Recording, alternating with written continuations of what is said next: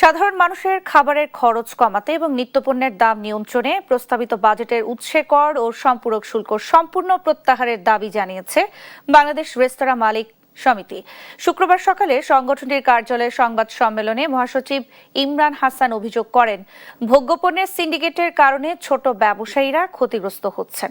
এছাড়া বর্তমানে সাধারণ রেস্তোরাঁয় ৫% ও ক্যাটারিং সেবায় ১৫% ভ্যাট থাকায় বাজারে মারাত্মক বৈষম্য তৈরি হচ্ছে। প্রস্তাবিত জাতীয় বাজেটের আলোকে আমরা রেস্তোরাঁ সেক্টরের জন্য একটি সুনির্দিষ্ট শিল্পনীতি ঘোষণার জোর দাবি জানাচ্ছি।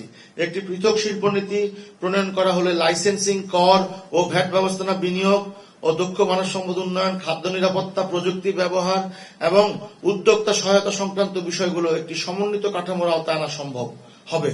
বর্তমানে বিভিন্ন মন্ত্রণালয় ও সংস্থার পৃথক নিয়ন্ত্রণ ব্যবস্থার কারণে উদ্যোক্তারা জটিলতা ও অতিরিক্ত ব্যয়ের সম্মুখীন হচ্ছেন।